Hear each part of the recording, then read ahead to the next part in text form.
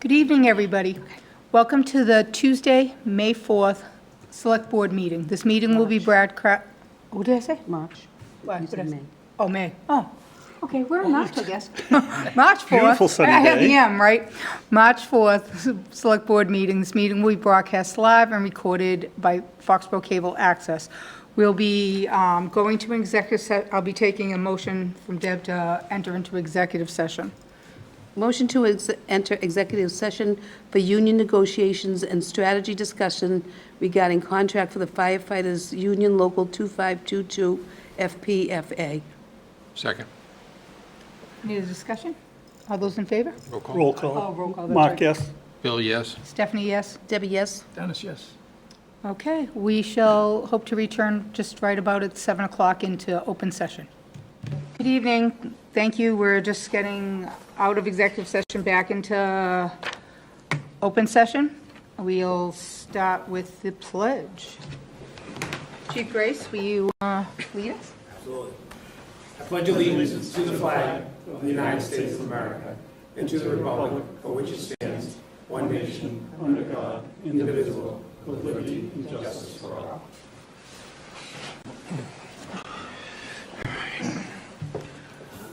I'm having a Yep, we'll do the little motion. problem getting in. Okay, Deb, you want to do the motion? yeah, anybody for Citizens input. citizens input? I don't know what's going on tonight. My head's all over the place. Anybody for citizens input? Anybody online? Nope. Sorry.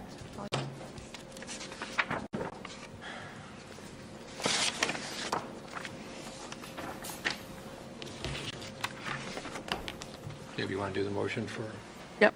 Motion to approve the collective bargaining agreement between the town and the firefighter Union Local 2522 FPFA.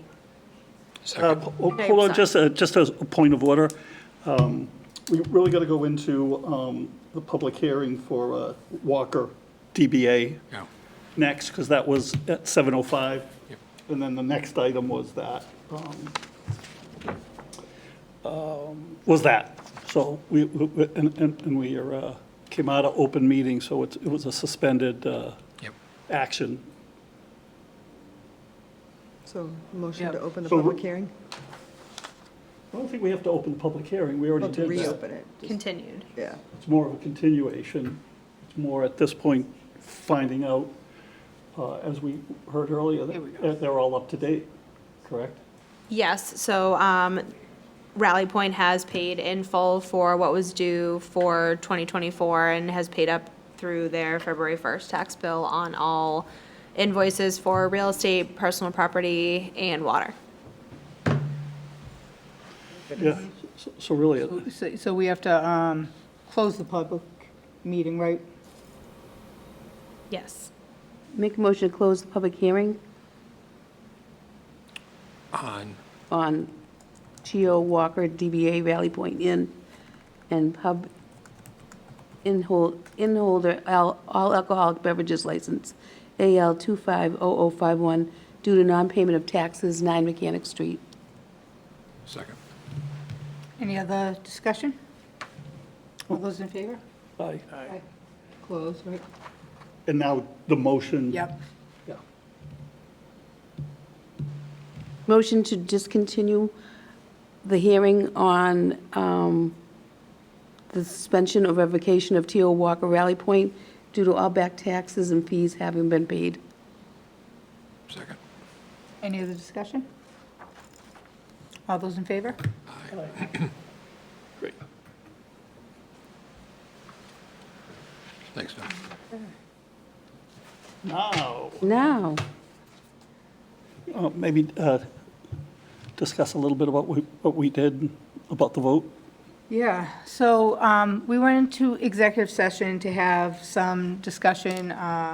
Paige and Finance have been working really hard with the unions to, we have 9 contracts, Paige, 9? 7. 7, all ending and needing to be renewed, so there's been a lot of work going on. So we went into executive session so we could hear, Paige had come to an agreement with the firefighters union, and so we were to hear how that went about, what the numbers were, and the board is ready to come into open session and take a vote on Do the... either one of you want to present the basic facts of the? Sure. So, yes, we do have a union contract ready to be signed. It was unanimously ratified by the fire union. The cost of living increases for the 3-year contract, it runs from FY '26, '27, '28, is at 2.5%. And we have also included some educational enhancements and other provisions to, non-monetary provisions to tighten up the contract.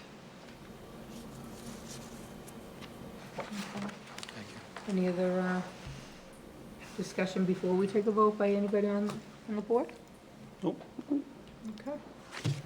Motion to approve the collective bargaining agreement between the town and the Foxborough Firefighter Union Local 2522 FPFA.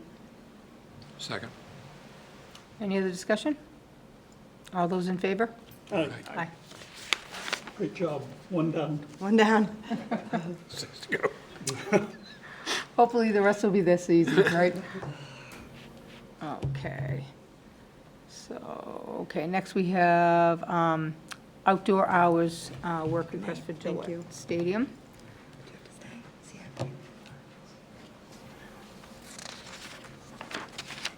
I think we have Scott coming on Zoom. That's, I think, what Katie's doing. So Chief Grace is here. Oh, no, and we have the guy from Suffolk Construction is also going to be on Zoom. So just to provide a little context for the viewers at home, I think the board probably knows, but when the construction is going to occur at hours that aren't within the required, like on a Sunday or after 5, or I can't remember whether it's 5 or 7 now, when it's done outside the work hours, a request could be made, and the select board has to approve it, and the police chief would issue a permit, and then it would be monitored. So So what we are do they have- requesting as far as actual hours? I'll let he, See right here, stand from 5:30 to 7. I do. Then they want to add 7 to 11. I guess we can, oh, he's here. I was going to just add that this isn't the first time they've requested something like this, and last time, I believe there was very little Noise. noise Yeah. or... Although we should something, caution, but- this is a little closer to residential, so if you remember, North End Zone is kind of, we got a little more buffer. Yeah. This is being a little bit on the residential side, but Okay. still think it can be managed through, proper monitoring. Okay. All right, great. Who's the gentleman from Suffolk? Greg Gagnon. Ask him to talk. Yeah. Can't hear you. Can't hear you. Are you on mute? See Greg Gagnon? Nope. Can you hear me now? No. Yep.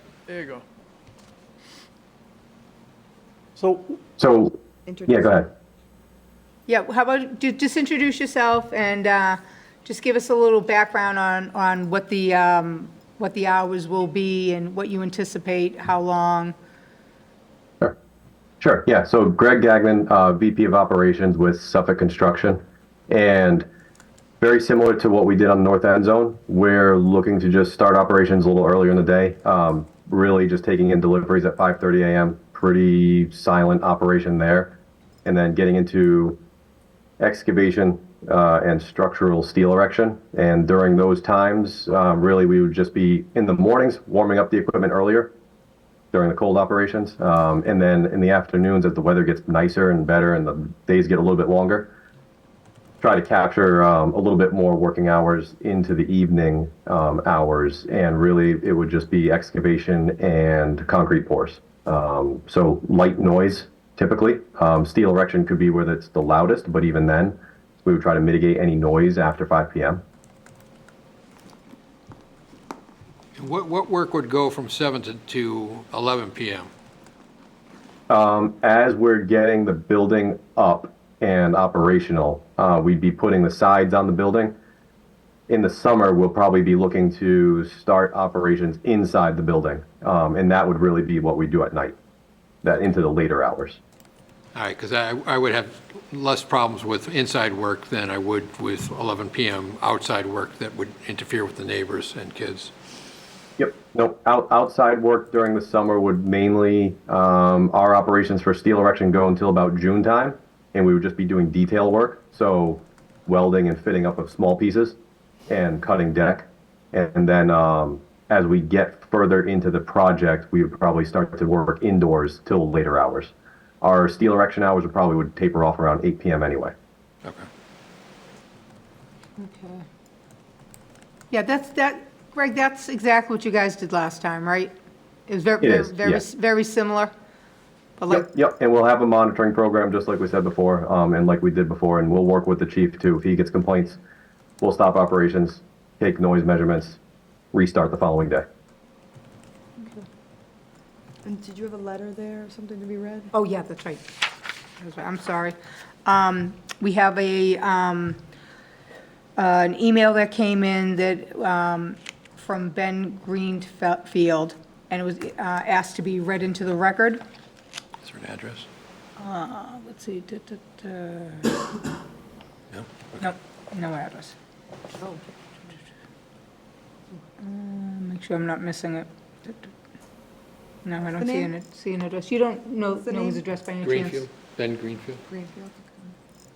Yeah, just go ahead. Okay, I'll just read it. He lives on North Street, though. I'm a resident of North Street, and I would like to oppose Suffolk Construction's request for a blanket authorization for off-hours work from now until August 2025. I would specifically oppose this request for the months of May through August. The excessively noisy work to be completed should be done during normal working hours so as not to disturb the local residents. I am specifically requesting the rejection of the months noted, as those are some of the few months available to enjoy the outdoors in Massachusetts. I would not be as opposed to specific off-hours requests to be filed by Suffolk or specific days and for specific purposes, with an explanation as to why it would not be possible to complete during normal working hours. I apologize if this is not the best way to submit this request. If you could please let me know the proper channel to oppose this authorization, if this is not the correct one. Thank you, Ben Greenfield. He's at 101 North Street. 101 North, okay. Whereabouts, is, that up. Chief, I'm sure you would know, like the back of your hand. Like, is that very close? I mean, Yeah, North it Street's is, pretty long. 205's the end, so it's Okay. probably close to the corner. 98 is by the Lane property, so Okay. it's part of my entrance exam.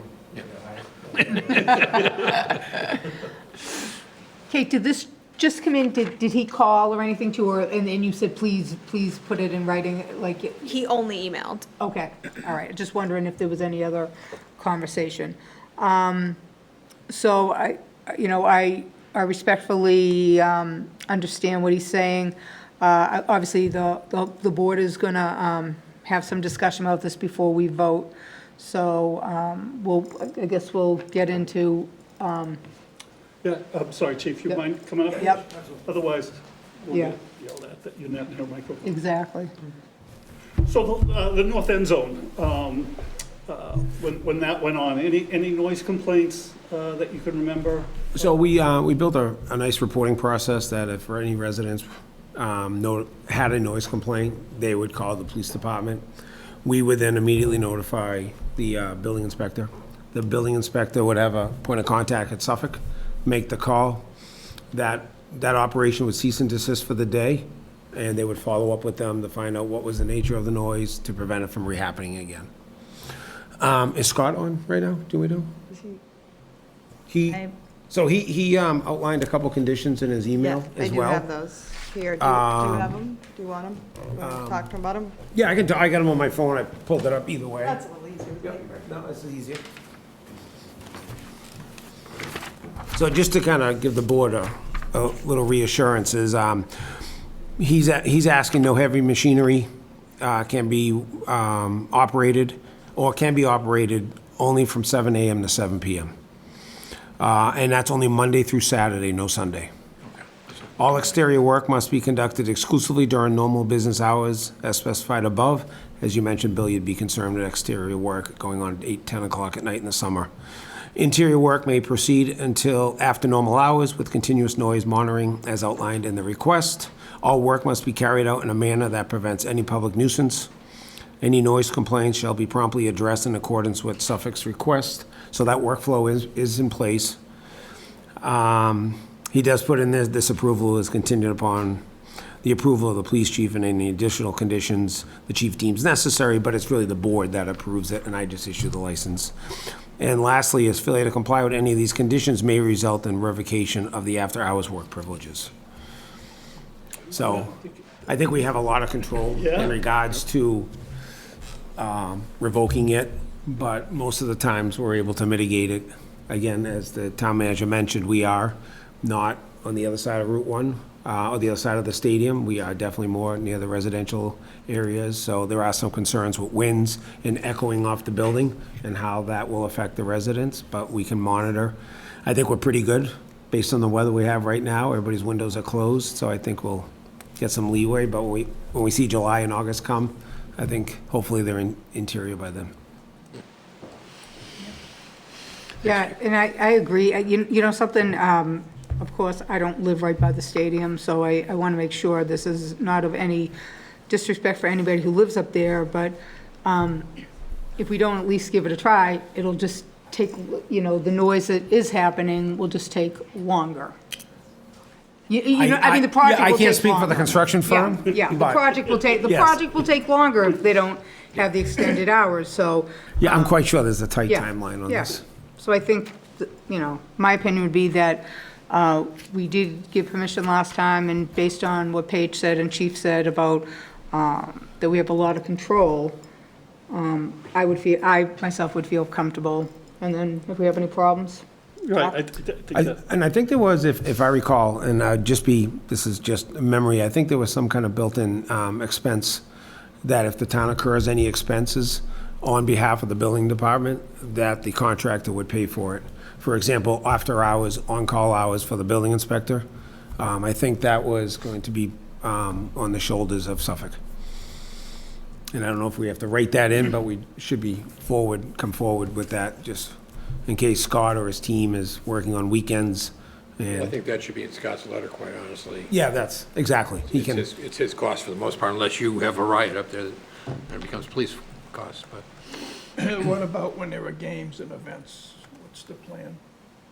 well, we'll work with our security model in regards to that. I would say that a lot, during the large concerts and football games, that's going to be shut down.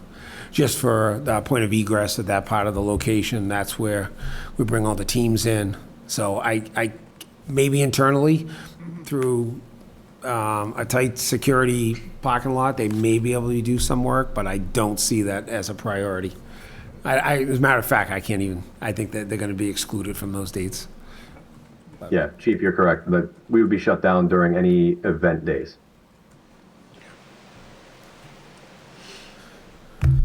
good. Debbie? No, I think it's a win-win. You have that in place for noise complaints, and it's going to be fast-acting, and people will know. I Absolutely. think it's going to work. Yep. Okay. Want to take a motion? Make a motion to approve the outdoor off-hours work request to extend to 5:30 a.m. to 7 a.m. and 7 p.m. to 11 p.m. through the end of August 2025. Can we add, as outlined in the building commissioner's letter? Yeah, Yes. As outlined in the building commissioner's letter. I'll second that. Okay, and under discussion, of course, all those watching that might be affected, your avenue is to call in if there's an issue, and the town will do its best to work with Suffolk to make sure it's taken care of. All those in favor? aye. Aye. And just to clarify, Chief, what number do they call? Is it like just 911 or is it? Well, they can call non-emergency? 911. I mean, believe it or not. you don't have a non-emergency line, do you anymore, or do you? If there's a noise We do, complaint, but we also, I know everybody say, why would you call 911? Because the mindset is, no, don't tie it up. If you need police or fire services, you call 911, because we can support it. It goes through SEMREC, and we have a workflow with SEMREC that trickles down to the station officer, and off we go. And what they'll do is, as the call takers, they create the call, so we can create the log of how many people are calling in if we're starting to build a little bit of a high tempo that we can manage. So either or. 911's the best way, just so you end up with it logged? Yes, absolutely. It's, it'll say what's your emergency, it'll be a noise complaint. Thank you. Okay, thanks, Chief. Okay, thank you. That was an easy one. Okay. I guess we have, Chris, are you here for National Grid easement? Oh, traffic jam.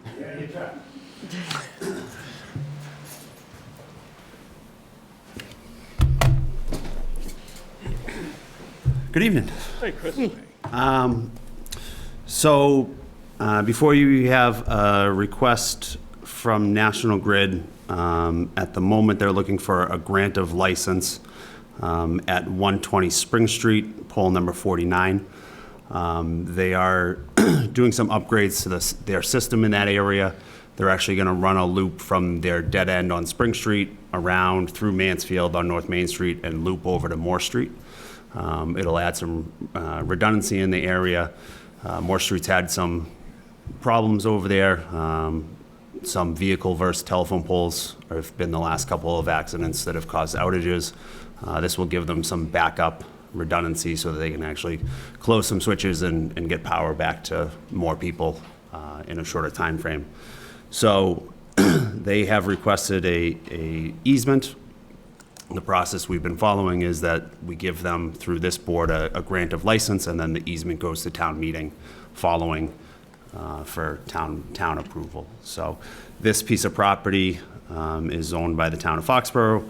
Their expectation is all they have to do is add a guy wire that'll be outside of the town layout, the roadway layout on the property. It's a vacant piece of property. There used to be a house that the town rented out on it. We demoed that years ago. So now it's just a vacant piece of property with, is my expectation, no intended use. Again, this is just for a guy wire to be added from the telephone pole to support that pole from the tension of the wires on it.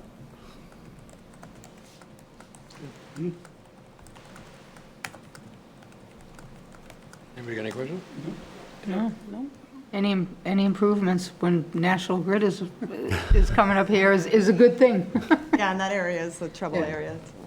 Motion to approve a temporary license for the conveyance of electric easement at pole number 46 on Spring Street.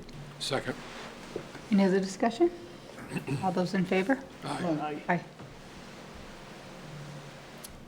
And then the next one up, National Grid easement for 76 Main Street. I actually had a conversation with the engineer, Michael Parent from National Grid today, and he says that there's no easement needed there for the service upgrade. So there's no pad-mounted transformer, there's no underground utility work, it's all overhead from the pole in the straight over to the building, so that one can actually come off the list. Okay. Motion to vote no action. Second. Any other discussion? All those in favor? Aye.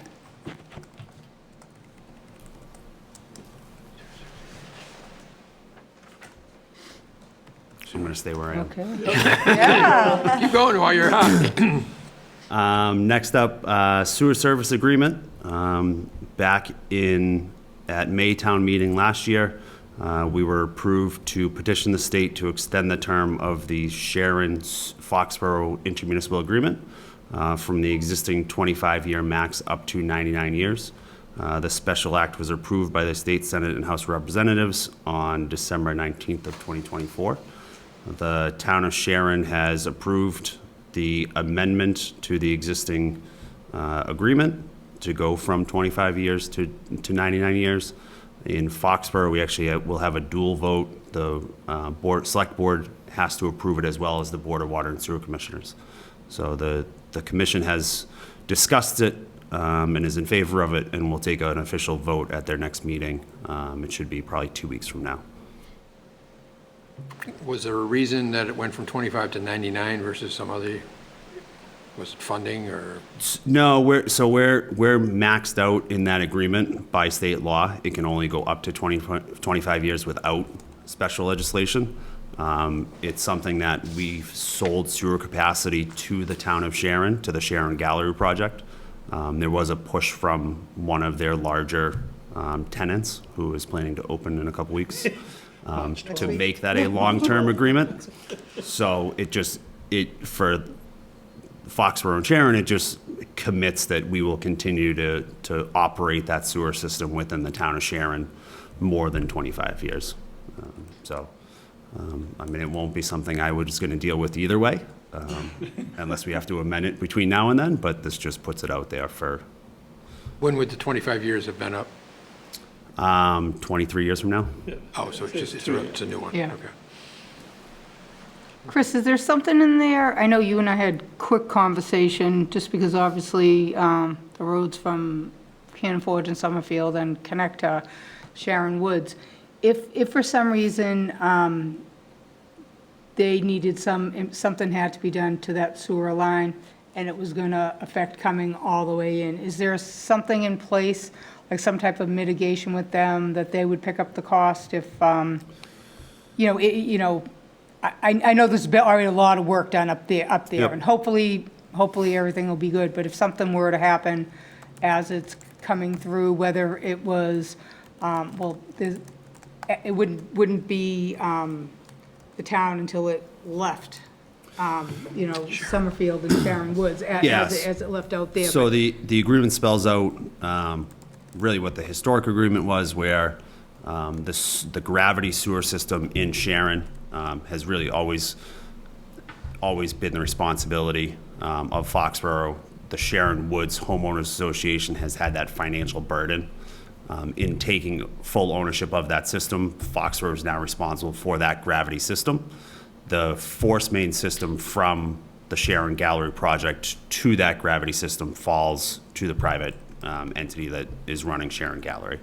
And that's spelled out. There's a couple different agreements and between the town of Foxborough and the Sharon Gallery to actually sell the sewer capacity and for them to purchase that. We have an agreement for that. And then we also have the agreement between Foxborough and Sharon as far as who's responsible for what.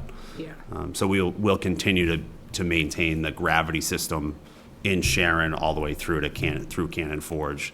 So if there's roadway issues that are associated with the sewer system, that'll fall on us. If there's sewer main breaks and that need to be repaired, the gravity system will fall on the town of Foxborough to deal with. Anything that has to do with the force main is considered a private force main, is on the Sharon Gallery entity to deal with. Okay.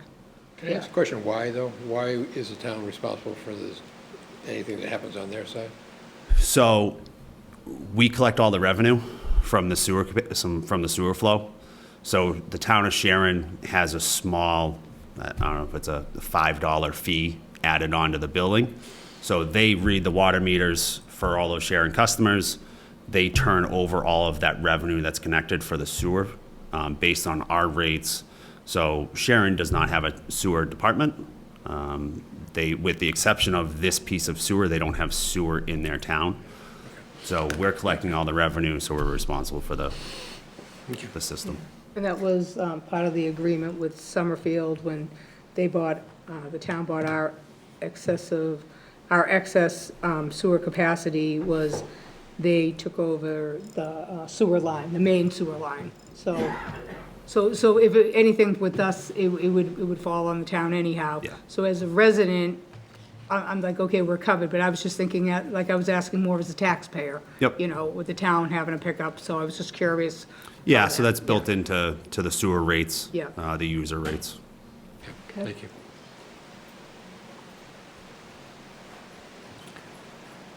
Motion, Deb? Motion to approve the intermunicipal agreement as approved by the Foxborough Board of Water and Sewer Commissioners, entitled Amended and Reinstated Intermunicipal Agreement by and between the town of Foxborough and the town of Sharon for municipal sewer service as presented, including addendum number 1 thereto, and to authorize the town manager to execute said agreement on behalf of the town of Foxborough. Second. Any other discussion? All those in favor? Aye. All Good job. Thank you. Thanks, Chris. Thanks, Chris. Okay, next up, Maura. We have a discussion about the strategic communication plan. Hello. Hi, how are you? Well, I'm Mara Buckley, who you all know. I'm a communications specialist. And yeah, so we're going to go over the strategic communication plan, which is a 20-page document we've distilled into 10 slides, so it's a little bit shortened. Oh, wait. So this is just an overview of what we're going to go over. These are all the main focus points of this plan. So why do we need a communications plan is probably your first thought. So we need a communications plan because good communication is not just sending out a message, right? It's making sure that the right message hits the right people at the right time in the right format. And this is going to be a plan that's going to keep us strategized and organized, consistent, focused, and will ensure that we're speaking in one voice to the residents about the things that they care about in the way that they care about them. And at the core, it's really all about building trust. This is what this whole plan is based on. It's building trust, it's building reliability, because when people feel informed and connected, then they're going to want to participate more.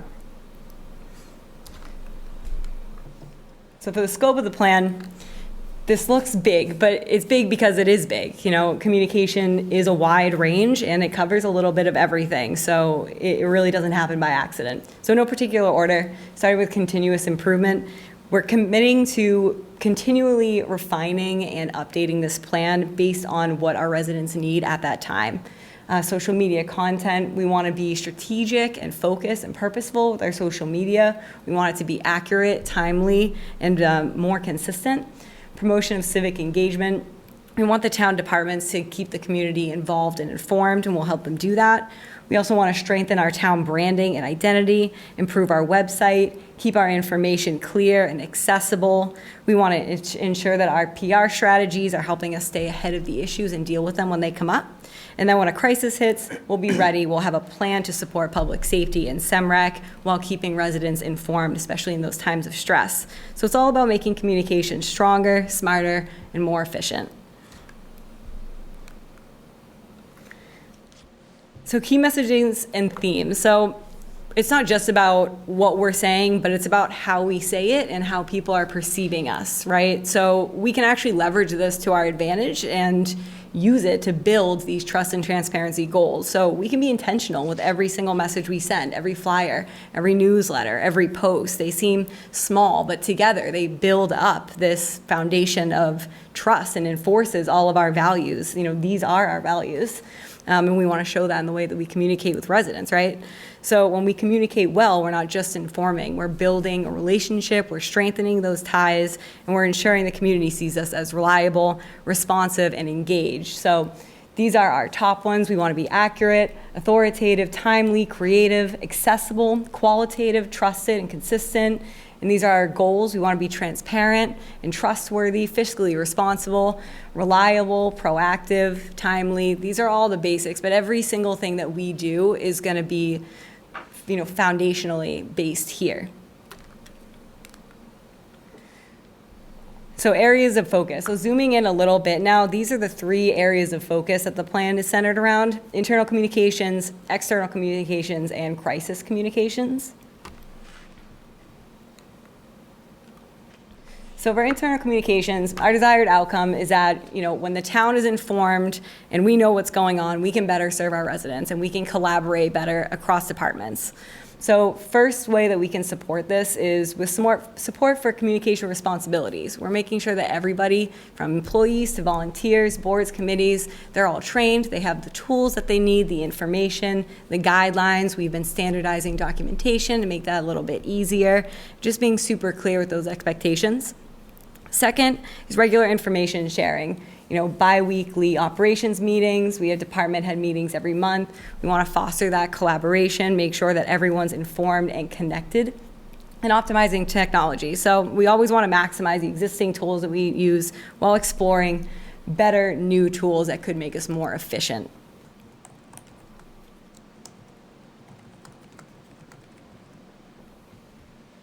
In external communications, so this is obviously everything towards residents. So we want a well-informed, engaged community, right? That feel like they can trust their local government, that they know that they can come to us for news and it'll be reliable, it'll be up to date. And this section, again, centers on 3 things. You can tell I like 3s. So consistent town branding and messaging. We want to make sure that everything that we put out is instantly recognizable. It makes sense, it's clear, it's professional, and it's resident focused. Strategic planning for engagement. Communications really needs to be at an early stage of planning most events and projects. They can't really bring us in as an afterthought. So we've created a process already, actually, that we've embedded a communication process within every major project decision and event so that we can have that communications plan from the very, very beginning. And enhancing accessibility and transparency. Again, this is leveraging technology to deliver those timely, accessible content, making our website more ADA accessible, ensuring everybody stays informed. And for crisis communications, we want to make sure that everyone has reliable access to timely information during incidents, right? Especially when people don't know what's happening, they don't know what to do, they might be stressed or worried. So this is going to be a plan that builds on that strong foundation that we established earlier for crisis communication. So the first step is just to develop a crisis communication plan as part of our emergency response plan. So we'll be working with public safety and key personnel to define roles and responsibilities, to map out some of these strategies so that if we're ever in that situation, we already have everything done. We want to establish an emergency communication system that will, ensure these quick bits of information out to residents. And we want to integrate with public safety protocols. So we want to establish clear written protocols for supporting public safety during these emergencies. So this is really about preparation. We want to build all the right systems now so that if anything ever happened in the future, we'll be ready to go.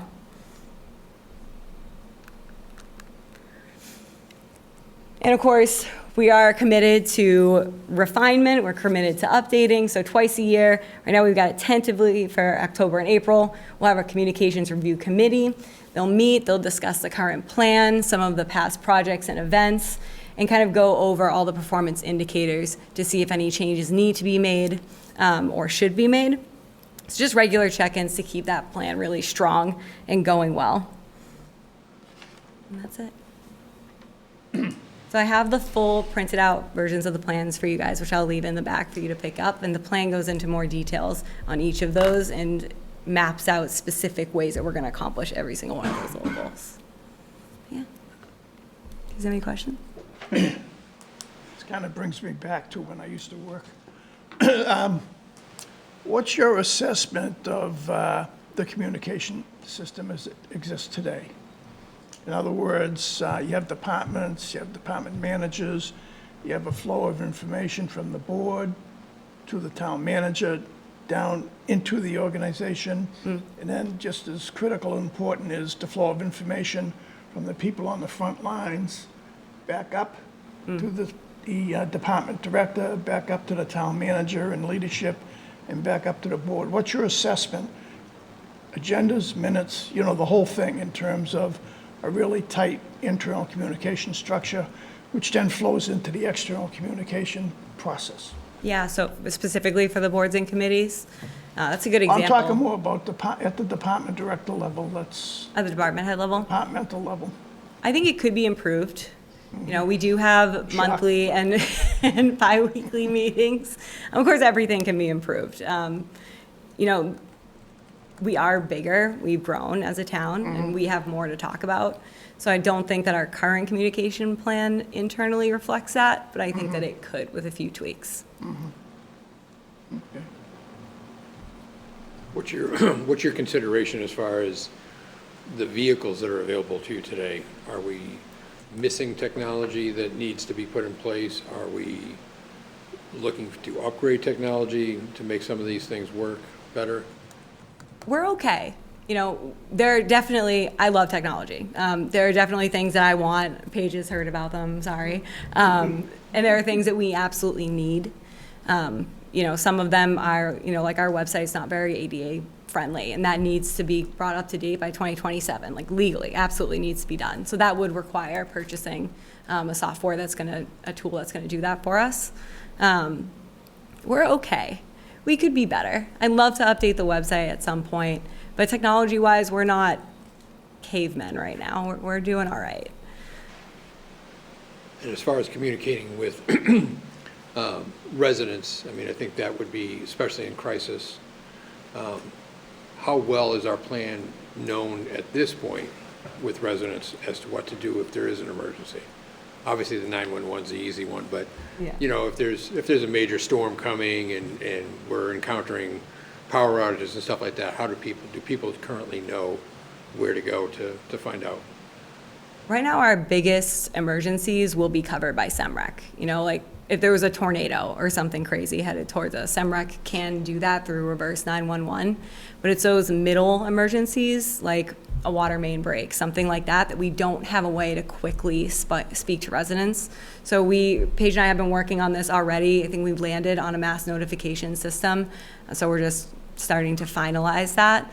That will be a new technology that's going to fix that gap. But right now, we really don't have a way to reach them quickly, unless they are avid social media users, which I don't know if anybody's that avid.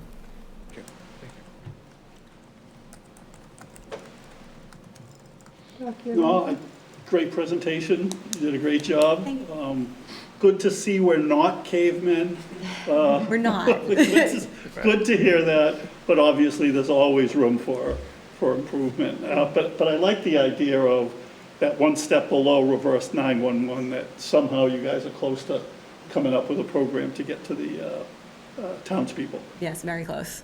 Yeah, we've made our selection. And the other thing we've been working, Maura and I were just talking about it today, and Chief Keller here keeps getting roped in. He's not listening, but is Yes, you were called. bringing you up again. So we want to, like Maura mentioned, we have ops meetings and we have department head meetings.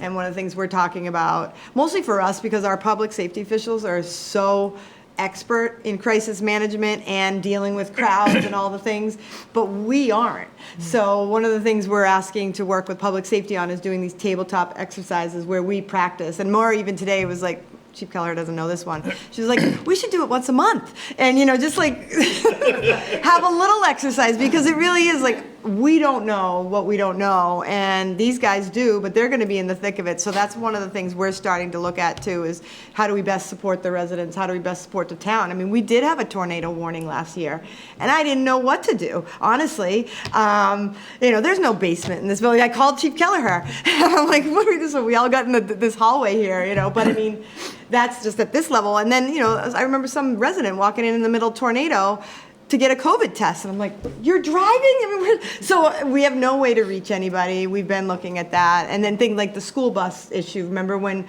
we had, a little detour? It might have been helpful for us. I know the school can do it, but sort of an example like that. If there's a tree down and suddenly the kids aren't going to get home and we know it in school, we'll work with school. But there are ways to reach a segment rather than everybody. But it is going to be important that the residents sign up, because that's the breakdown, is once we get this program, folks, it's not reverse 911, so they actually have to register and, and I'll warn everybody, don't do what I did in Franklin. I did email, phone, home phone, and cell. So every call came triplicate, and by the end of it, I stop. So only sign up for one if you need it. You'll get it everywhere. So is there any, and I know this was a taboo thing in the past, but is there any consideration to doing something with a message board at the center that can quickly be updated, that could actually put out information? It's on my plan. That would be this board. I mean, that's a common thing, that's a board thing. I just think, the schools do it for all their stuff, and quite honestly, it's one of the few ways that parents get a lot of information. The biggest stumbling block was Mr. Offalat. I know. Okay, so now, sadly, he's not with us anymore, but that could change, and we could certainly. Because I think it can be done very tastefully in a fashion that looks like what's there, but is electronic. And again, when something like an emergency that's happening like that, and there are people driving around, it's a way to communicate, because if they're not sitting at their home or they're not on a phone, And we could do it quickly, and it Right. could flash You if could do it it in a second. needed. Yeah. Exactly. And we already have the two Right. areas of Right. both sides of. So I hope you incorporate that in at least something to love be it. brought forward, because I think it really is, it's time. A lot of people drive around the rotary and Yes. see that. Yeah. Yeah. Yeah, yeah, it Well, is. nothing is worse looking than Well, when we put hell, the we're big, putting the DPW, big sign, you know what I mean? You know, like, That's you think of classy. that, you know, about voting or something coming up, so, you know, like I said, and no disrespect to Mr. Othelet, Right. and we know that common is very important to a lot of people who've lived here for a long time, but there was nothing worse than looking at that, so I'm sure we could find something that's a well, little and I think we've done everything else on the tasteful. common. I mean, it's Yeah. fully updated with LED lighting. It's, you know, we've done everything that you can do to modernize it except for this one feature. So, Yeah. Because I think you could see the common during Christmas from space. It Yeah. was so well lit up. I'm sure you could. Okay, thank you. Yeah, Very good. and, Nice job. One other comment, I did get, I know it was posted on Facebook about the master plan, and like I said, only, don't want to step on your toes, because you might mention it during your update, that only, at the time, 87 people had taken it. So I had somebody mention to me that it was very hard to find, like they found out because somebody said, oh, have you taken the survey?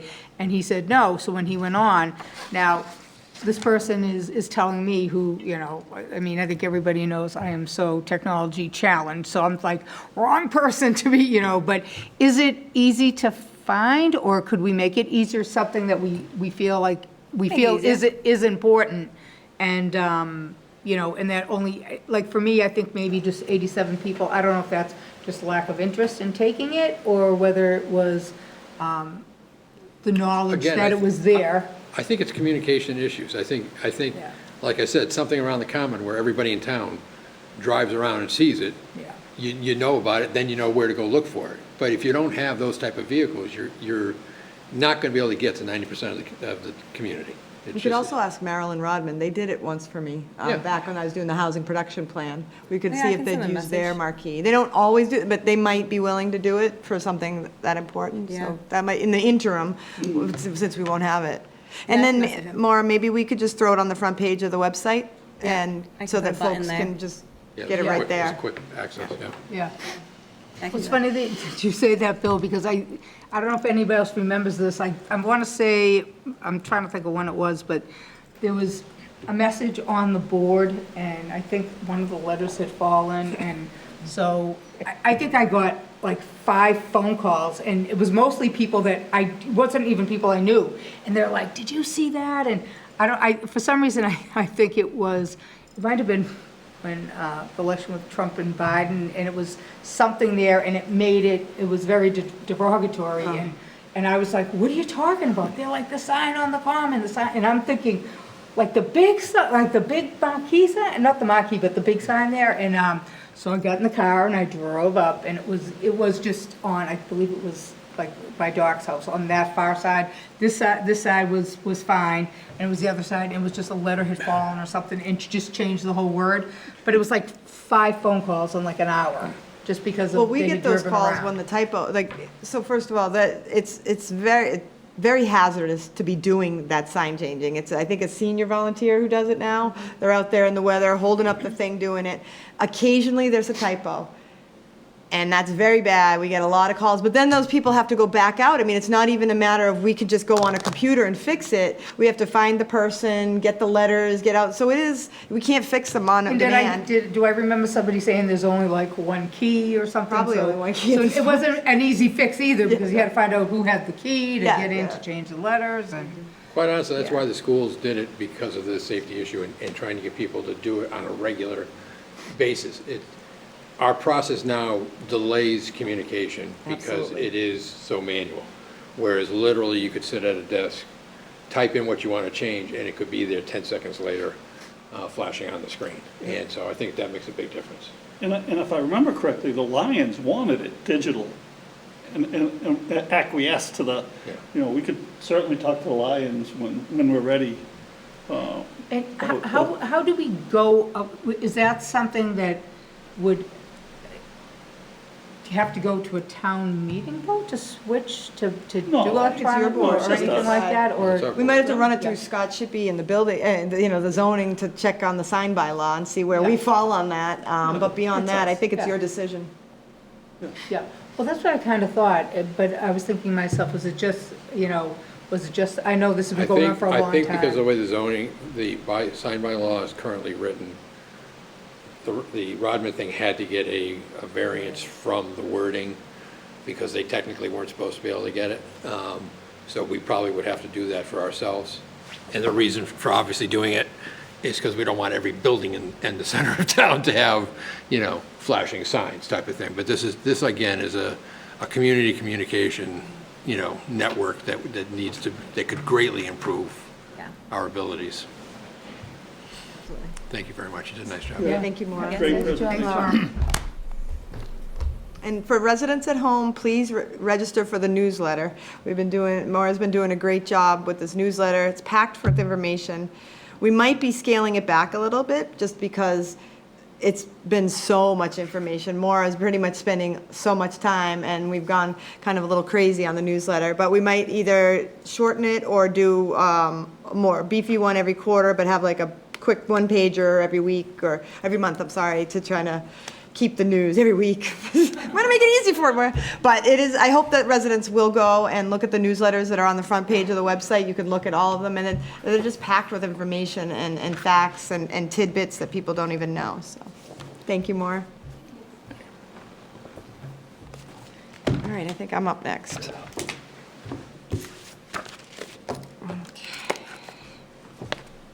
You or is the CIP?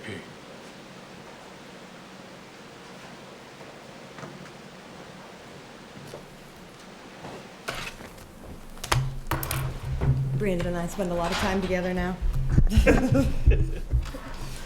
And Marie has been busy working a lot, just so y'all know. She's in the background, working like crazy over there. So on last Saturday, March 1st, we held the Capital Improvement Plan Committee meeting.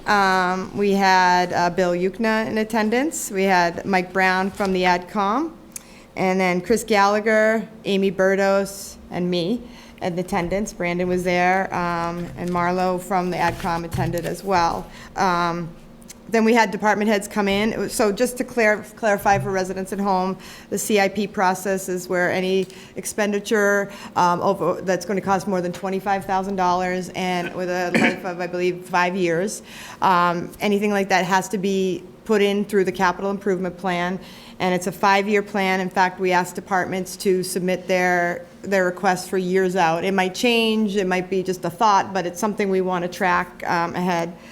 So we did have the departments all submit their requests, and Saturday was the day the committee reviewed all the requests.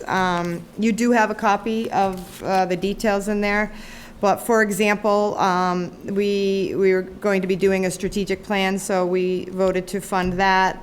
There was information systems, as we all know, everything runs on computers now. IT and Aaron are busy upgrading our systems and maintaining those, so there's a plan to improve that. The police department had another drone, motorcycle replacement, a cruiser replacement, and some radios. So again, more critical items. Fire, it's the engine and lease payments, and then a replacement of a car. And then over at the public safety building, there's some HVAC system repairs that have been put off and need to be done.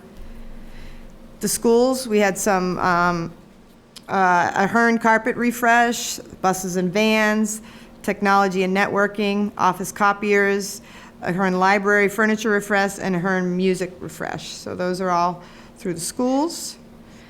Public Works, we had a front-end loader, detention basin mower, wood chipper, asphalt hot box, skid steer loader, a dump truck, and a work van. Those were all approved.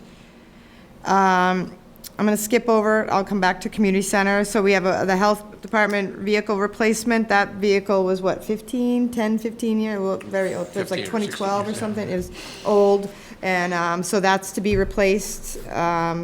In the library, there was an elevator replacement submitted, but through discussion with facilities and whatnot, it's clear that the elevator does not need to be replaced. And there were some issues over there, maybe with sensors. It looks like it's working better now, so we did put $50,000 in there so that if anything starts to slip again, or if they want to go in and look at some controls and sensors, they have some funds in there. It is the most heavily used elevator in the town. And as Bill explains, it's half floors, so it means that there's lots of sensors and lots of stops, which makes it more prone to malfunction. Then over in the water side, there's a water main replacement. That's an annual plan they do. We have a lot of asbestos concrete piping. As we see, they break often, so they're always in the plan of upgrading those. It's a backhoe and loader and an asphalt box. Those would be funded out of water and water sewer receipts. And then we also have Chapter 90 money for street reconstruction, and then the meals tax is for street and sidewalk construction. So all told, the grand total of the CIP request was $5,852,488. And the CIP committee did vote to approve this plan. You'll see that on page 2 of the handout. That's what was approved. So we will plan on bringing this forward to town meeting if the board so approves. And just, obviously, page 2 is important because of the breakdown. Not all of this is funded through free cash. Obviously, there's the ambulance revolving fund, and, water and sewer rate payments and stuff. So really, of the, $5.3 million, just about half of it, or 865 is coming out of free cash. The conclusion here was that we left about only about 31,000 in free cash for the end of the year, above the $2 million that we have set as a goal, as a retention goal each year.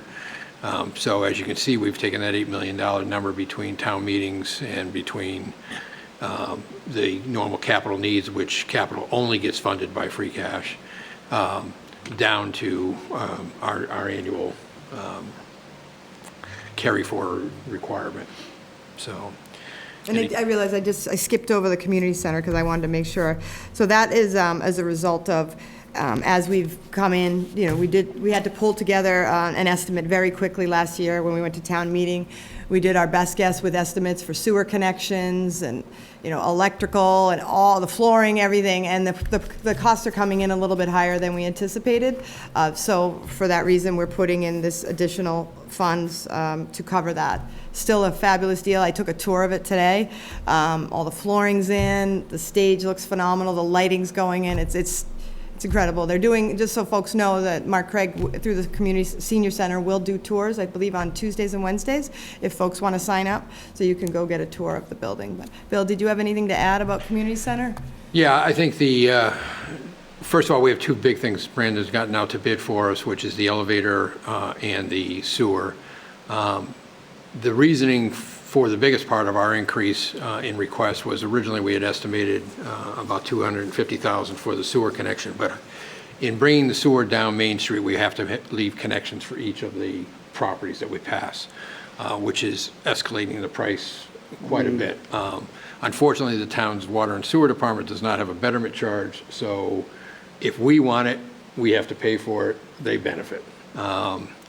We do have a connection with one neighbor who is looking to build and has paid for part of the design fees already as kind of their contribution to this, but nobody else will be involved right now as it stands by the water and sewer rates.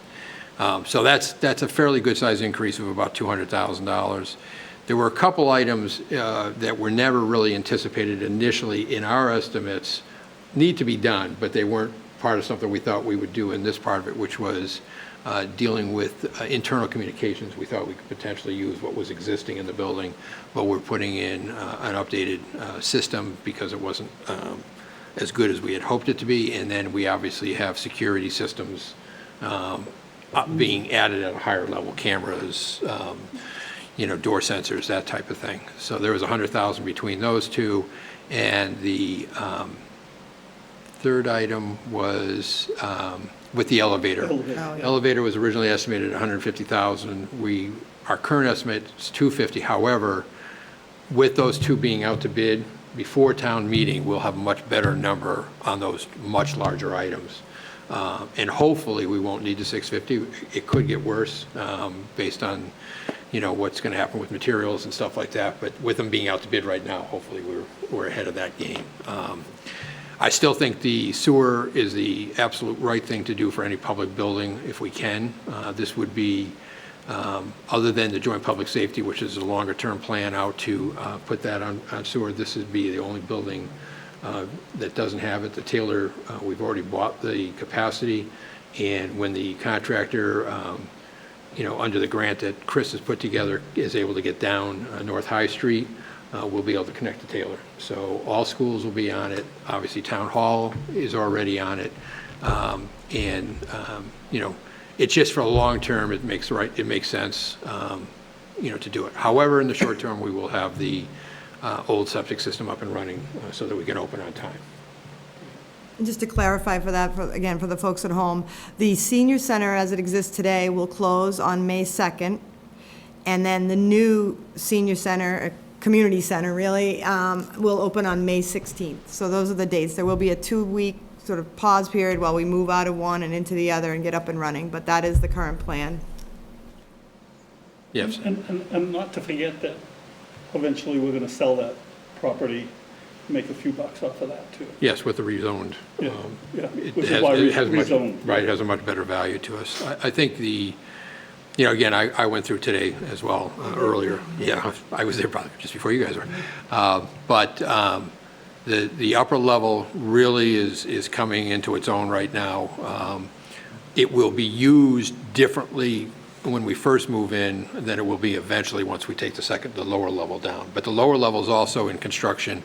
We have, an individual in there right now doing a lot of the wall and adding, wall structures, window structures and stuff like that internally to what we need. So again, once we can get the two big items understood better, the elevator system has to go. But I believe that's within this month, so we will be able to hopefully start moving forward there and get a more finite number as to what we really need. Yeah, and something, as we've been talking about some of the additional costs, so we were, 3.3 million originally? 3.2. 3.2. So even with this money, like, anyone that's kind of asked me that they're, like, we talked about that the sewer was going to cost more, and then we had a short-term, very low-cost fix to get open on time.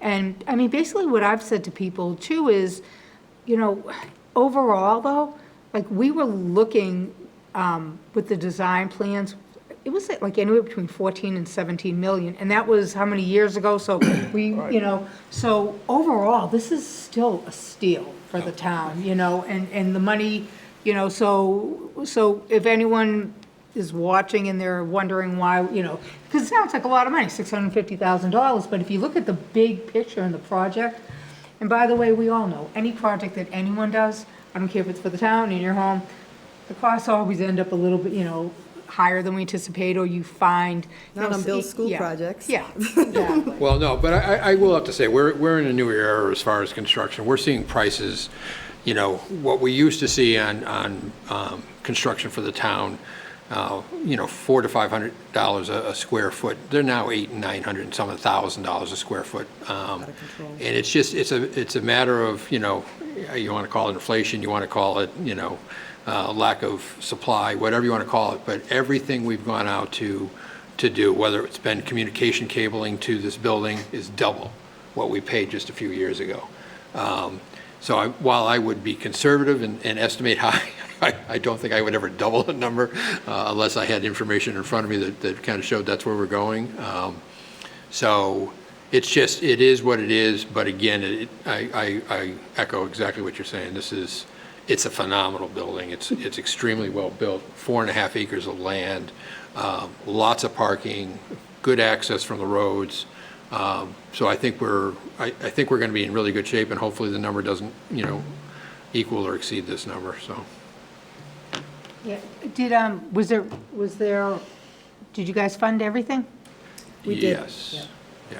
Well, We there was reduced a few dam- things. There was a dam removed, and Yeah. once that was removed, that we were able to do. And we did have that discussion at Marlowe's urging as to whether, he was sort of saying, well, don't just fund, prioritize. But we went through, and because of deferrals and whatnot, we all kind of rated everything as a 1 or 2. There were a couple little 3s, like, I think someone mentioned like a copier or a carpet. But still, we were hearing that the Ahern's carpet is 25 years old. So it's like, could it go another year? Of course, it could probably, but it's 25 years old. It's doesn't owe us anything, so they put in the request, so we did support that. And I think the town in general, when it comes to facilities that we have, whether it's kids and teachers or whether it's community using, we have turned the page a number of years ago to maintaining and not having to replace things all the time. So by putting money in each year onto these type of projects, things last longer. And so I think it's, to your point, it's 25 years old for that building. Every building, even though it seems like we've built every building over in the last 25 years, they're all already getting up to being, 10, 15 years old. Yeah. Time goes quickly. Very quickly. This building, when did we move in here? 2017? Are we already coming up? Are we here 8 years? Yeah. So. Well, and as long as we're leaving the number that we want to leave in free cash. For that's- refresh, yeah. That's, we have the recharge, yeah. That's, I guess we're lucky that we have the money to Well, fund. and it was only a few years ago, I mean, Chris could speak to this as well as I can. It was only a few years ago where we didn't have the money in free cash to buy a lot of things, and a lot of stuff got deferred.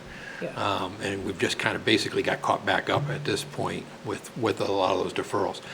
But, and Chris made this point very clear too during the discussion, you look at a simple thing like a front end loader at $350,000 now.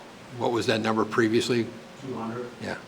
So, And you'll not wait how- that and you'll many wait years how ago. long? I mean, that's the scary part about it. So. The other thing is, how long will you wait for that front end loader? Right. I mean, you order a Right. thing, and it's not even, we have items from like last year's capital, I don't think that haven't even arrived yet. Yeah. So that's the other thing, the longer we wait, they go up in price, and we wait, it's not like we're gonna get them the next day. We have to wait another year or more for them to be delivered. Which was the strategic plan that was made on the fire truck, because we knew it was going to take that much longer to Yeah. get. So buying it, Chief we're told not us going to it get was it for like- 3 or 4 years. I was so gonna say, I it's- thought Chief told we'll be us done paying like for it.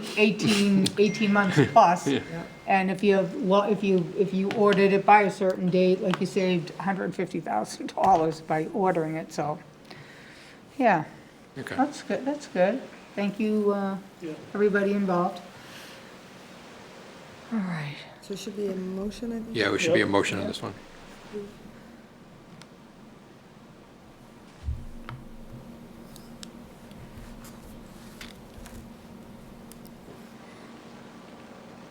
Motion to approve the FY26 capital improvement request totaling $5,852,488. Second. Any other discussion? All those in favor? Aye. Aye, Great job. Thank you. very good.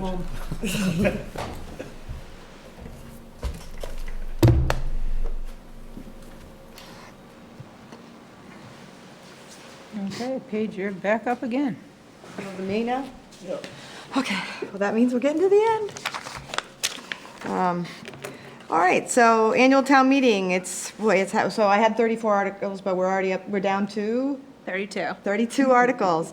One of the reasons being is we did get the Attorney General's ruling today on our zoning from last town meeting, and the MBTA communities did pass. Accessory dwelling units, they've asked for, a 90-day extension, so that we don't have an answer on that. So Catherine and Barney had put in some placeholders. So she's holding the MBTA placeholder right now because we're still waiting to hear from Executive Office of Housing and Livable Communities. The deadline's Thursday, so we'll wait and see. But she had something on for ADUs just in case we had to change anything. We don't, so we pulled that off. We're waiting to hear from Barney if he's gonna pull off one. But, so things are in motion on that. I mentioned, but we have reached a memorandum of understanding with the library union and steelworkers A and B today. The library union was yesterday, steelworkers A and B today, so we will be bringing those, those units have to ratify, and then, assuming they do, we will bring that forward on March 18th. The World Cup planning, as you can imagine, is starting to pick up. We're seeing more and more meetings. I checked in with the police chief yesterday to make sure, because sometimes things come to me, but he said they've got it covered, so I see them, but I don't have to do anything yet, so that's good, but I'm sure that's coming. I'll be speaking to the Friends of Foxborough Seniors on April 19th, so we'll be talking about town meeting, so I'll be doing that. I'm also speaking at the Women Leading Government, which is a subsect of MMA, the Mass Municipal Association. I'll be speaking on Thursday in Rentham at Lake Pearl. They want to know how I ended up in this position, so I got a little story for them. On March 13th, I'll be speaking at the Neponset Valley Chamber of Commerce, their State of the Town events. I already mentioned that the Senior Center's last day is May 2nd, or May 1st, I'm sorry. I think the staff is out May 2nd, so May 1st is actually the closing. May 16th will be grand opening. So stay tuned for more details on that. And let's see, openings, we still have 2 openings on the Personnel Board. They did have a meeting today. And then we still have our Water Tech opening. And then, as mentioned by Maura earlier, for the residents at home, please do consider filling out the master plan survey. Maura is going to add it tomorrow morning to the front page of the website, so you can find it, but please do consider it. It helps establish sort of the vision, goals, and objectives for the community as a whole as they're going to develop, as the town will develop and redevelop. So it's important, and folks who have any concerns or comments should get it on the survey. And that's all I have.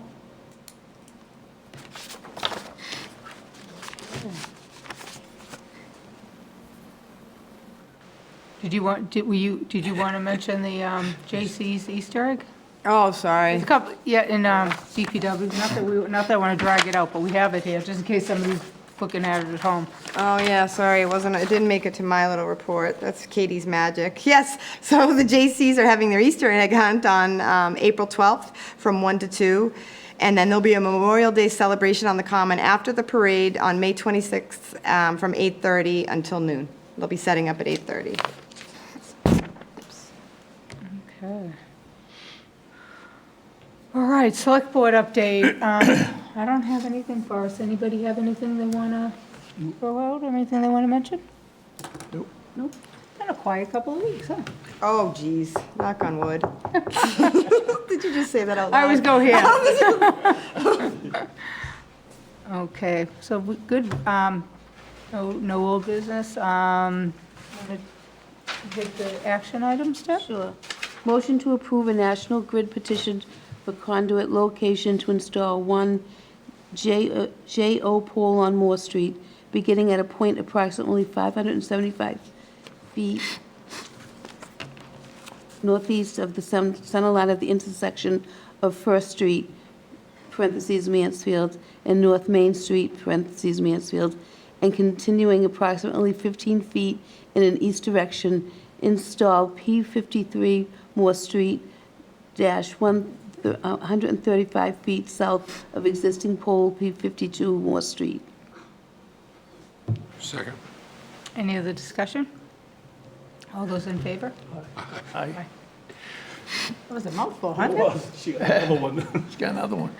Petition, make a motion for petition for conduit location to relocate 2 JO poles on Spring Street, beginning at a point approximately 25 feet east of the center line of the intersection of Hope Avenue and Spring Street, and continuing approximately 370 feet in a north direction. Relocate P46 Spring Street, dash 40 feet northwest of existing location.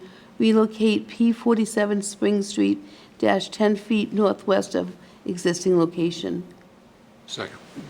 Any other discussion? All those in favor? Aye. Aye.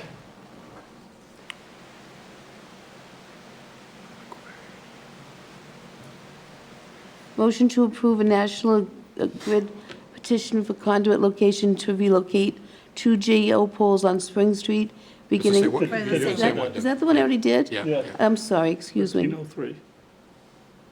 Make a motion for the use of a public way for the Memorial Day Parade on May 26, 2025, at 9:30 a.m. to assemble in the back parking lot of the Church of Emmanuel. Parade to proceed right onto Central Street to South Street and around the Common. Second. Any other discussion? All those in favor? Aye. Aye. Motion to approve Select Board meeting minutes from February 18th, 2025. Second. Any other discussion? All those in favor? Aye. Aye. Motion to adjourn. Second. Any other discussion? All those in favor? Aye. Good night, everybody. Good night. Aye.